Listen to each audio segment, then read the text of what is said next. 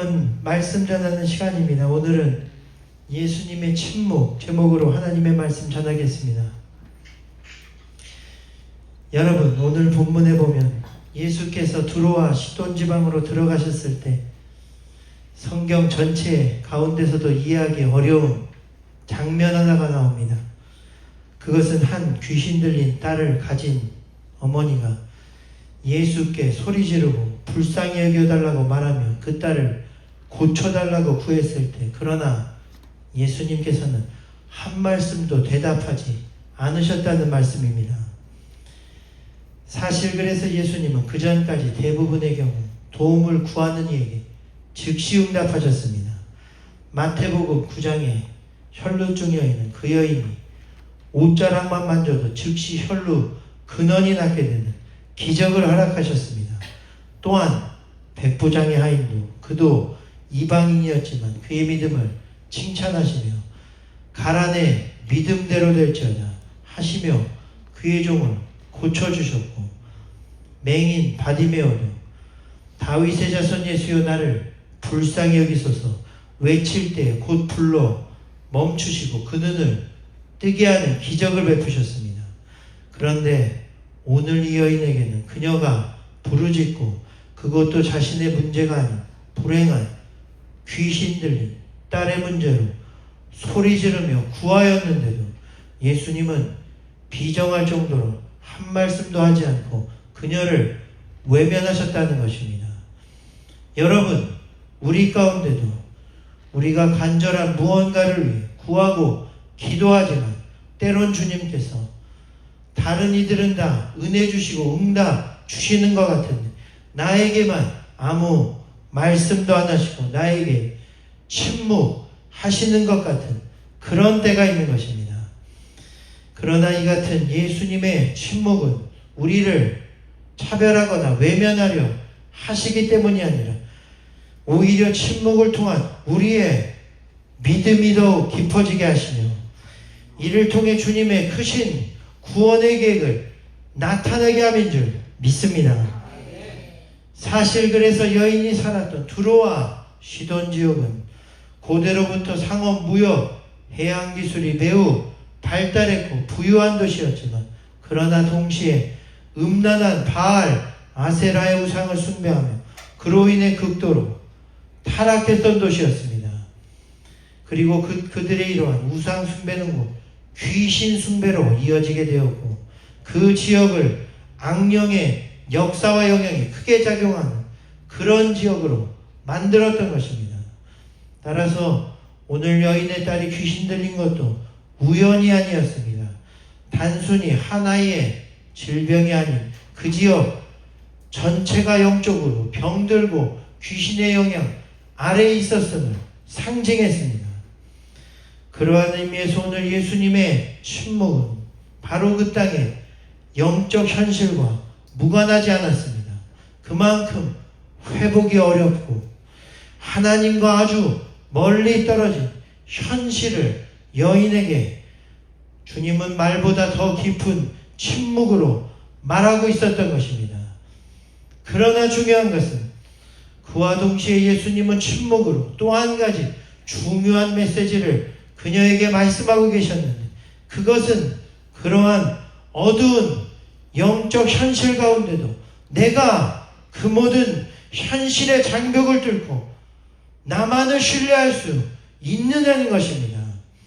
다시 말해 오늘 현실은 매우 어둡지만 더군다나 여인이 당치당한 현실의 고통은 차별이 심했던 당시 말로 할 수 없는 현실의 고통이었습니다.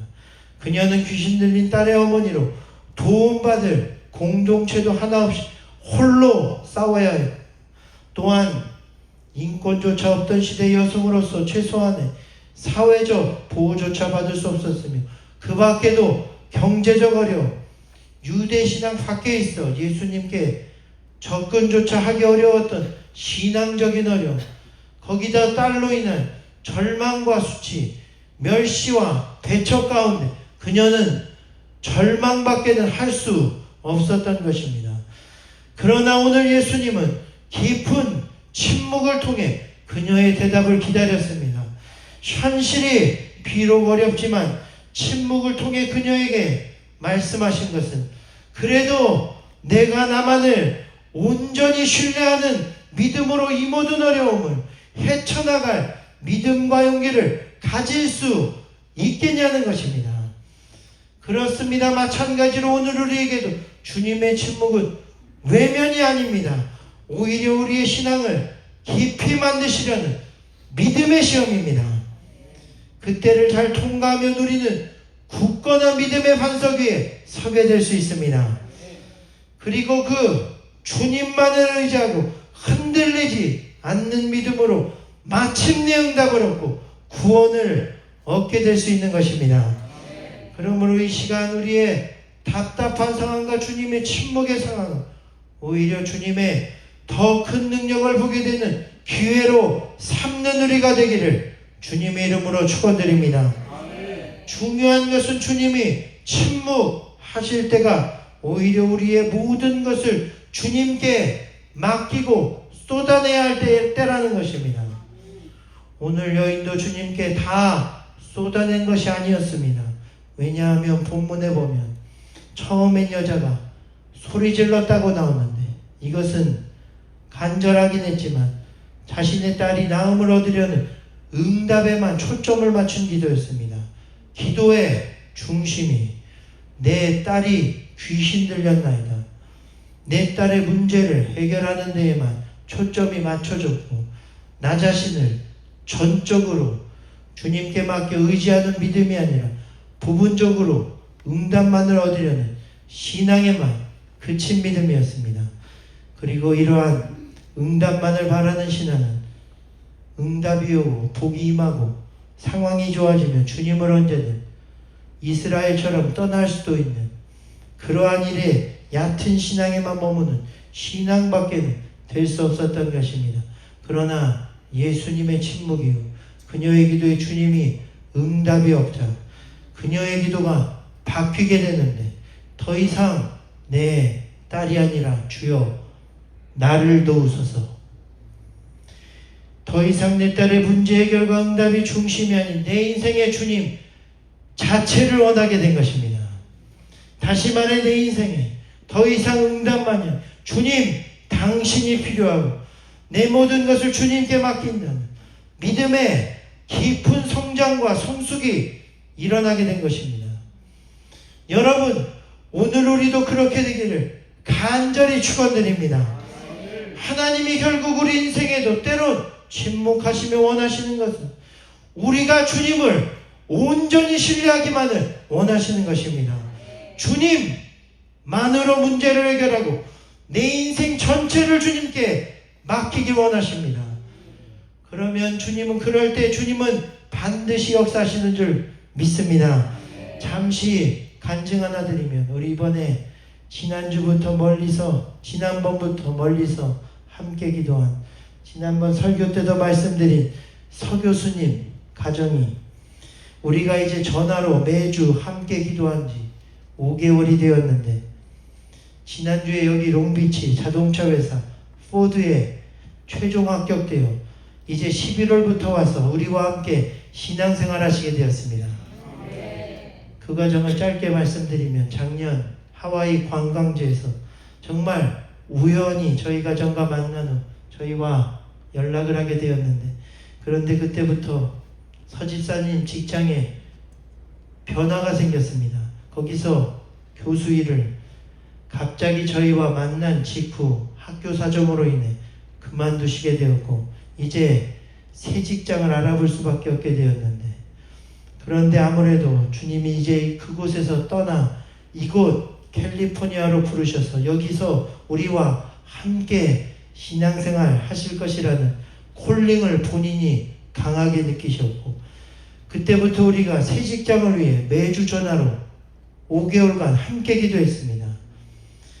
그런데 그 과정은 순탄치 않았습니다. 사실 캘리포니아뿐 아니라 전국에 급한 마음에 수많은 직장을 넣었지만 번번이 거절되었고 함께 기도하는데 어느 때는 최종 인터뷰에서 거절되기도 하고 그 사이 저희 집에도 3번이나 오셔서 머무시며 인터뷰를 보셨는데 모두 되지 않은 가운데 조바심이 나기 시작했고, 한창 공부해야 할 어린 두 자녀가 있는 가정의 생활 가운데 하루빨리 직장을 구해야 하는데 시간은 점점 더 지나 9개월이나 지나가고 있었던 것입니다.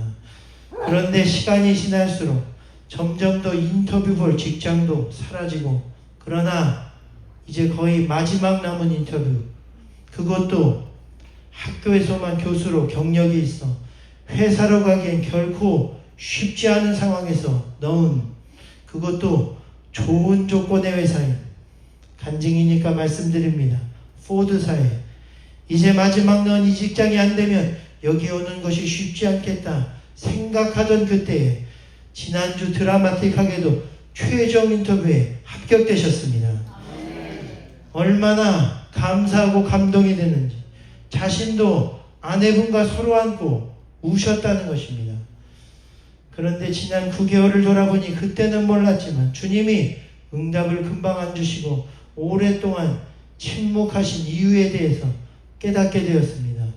놀랍게도 그 사이 마음이 간절해진 아내분이 동네 교회를 난생 처음으로 몇 주 전부터 남편과 함께 나가시게 된 것입니다. 거기다 집사님의 한국에 계신 어머니도 아마 직장이 일찍 구해졌으면 그러려니 했겠지만 주님이 오래 침묵하시는 그 기간 끝에 아들이 그동안 어떻게 하나님을 찾고 기도하며 직장을 구했는지 그 모든 과정을 함께 겪게 되었고, 그리고 지난주 어머니와 통화한 통화에서 평생 교회는 가본 적도 없으신 어머니가 내가 너를 위해 하나님께 기도하고 있다, 그렇게 말씀하셨다는 것입니다. 그러면서 집사님이 하시는 말씀이 하나님의 뜻이 참 놀랍고 감사하다는 것입니다. 정말 하나님은 살아계시고 이제 자신의 집에도 구원의 문이 열리게 된 것을 감사하고 또 감사하게 된 것입니다. 저도 이 모든 과정을 옆에서 지켜보며 하나님이 우리의 기도와 소망과 간절한 바람에 때론 침묵하시는 이유를 다시 한번 깨닫게 되었습니다. 그것은 하나님만 의지하게 하시려고, 인간적 모든 것이 끝난 후에 내 인생에 주님밖에는 없고, 그래서 침묵 가운데 넘어지고 절망하는 것이 아니라 오히려 그 가운데 믿음은 더욱더 커져가며 주님만을 붙들고 완전한 믿음의 사람으로 만드시기 위해 우리의 믿음을 훈련하시는 과정이라는 것을 깨닫게 된 것입니다. 그렇습니다. 오늘 여러분도 주님이 안 계신 것 같고 내 앞에 주님이 때론 계신데도 침묵하시는 그런 상황을 겪는다 할지라도 그 믿음의 훈련을 잘 통과하고 그 과정 가운데 믿음을 더욱 견고히 하여 주님만으로 끝까지 당한 고난을 헤쳐가는 우리가 되기를 주님의 이름으로 축원드립니다. 마지막 오늘 본문을 현대인의 성경으로 다시 한번 함께 읽고 마치겠습니다. 우리 처음부터 끝까지 함께 읽습니다. 그때 그 지역에는 한 가나안 여자가 나와서 주님 다윗의 후손이시여 저를 불쌍히 여겨주십시오. 제 딸에게 악한 귀신이 들렸습니다 하고 소리쳤다. 그러나 예수님이 아무 대답도 하지 않으시자 제자들이 예수님께 저 여자가 소리치며 우리 뒤를 따라오고 있습니다. 쫓아버리십시오 하였다. 예수님도 그 여자에게 나는 잃어버린 양과 같은 이스라엘 사람에게만 보냄을 받았다 하셨다. 그러나 그때 그 여자는 예수님 앞으로 와서 절하며 말하였다. 주님, 저를 도와주십시오. 자녀들의 빵을 빼앗아 개에게 던지는 것은 옳지 않다. 주님, 맞습니다. 그러나 개도 주인의 상에서 떨어지는 부스러기를 먹습니다. 정말 내 믿음이 크구나. 내 소원대로 될 것이다. 그러자 바로 그 순간에 그 여자의 딸이 낳게 되었다. 아멘.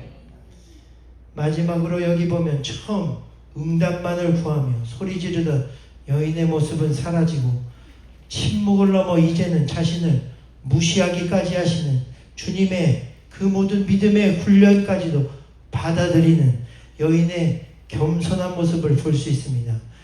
여인의 믿음은 이미 자신의 감정과 자존심과 모든 것을 초월한 믿음이 된 것입니다. 그러니까 예수님이 결국 우리의 믿음이 우리의 학벌, 학력, 재산, 가정환경, 지금의 상황, 과거의 상처 그 모든 것을 내려놓고 초월하여 어떤 상황에도 오직 예수님만을 붙들고 놓지 않는 그런 믿음의 사람이 되기를 원하시는 것입니다. 그러므로 사랑하는 성도 여러분, 오늘 우리가 주님이 침묵하시는 상황이 오더라도 주님만을 붙들고 끝까지 믿음을 잃어버리지 말고 최후까지 믿음만으로 승리하는 우리가 되기를 주님의 이름으로 간절히 축원드립니다. 그러면 그 믿음의 훈련 끝에 주님께 이 믿음의 여인처럼 이제 너의 믿음이 큰 믿음이 되었구나, 그렇게 칭찬받게 될 것입니다. 우리의 믿음이 주님을 기쁘시게 하는 온전한 믿음으로 굳게 서게 될 것입니다. 오늘 그러한 믿음 달라고 간절히 함께 기도합시다. 지금은 내용은 지치고 피곤할 때 다시 한번 찬양한 후 기도하실 텐데 예수님의 침묵 가운데도 더욱 주님을 간절히 원한 이 믿음의 여인처럼 우리가 되게 하여 주시옵소서. 그리하여 우리의 자녀들을 구원하게 하시며 굳건한 믿음으로 다시 서는 교회와 성도 되게 하여 주시옵소서. 간절히 찬양하고 기도드리겠습니다.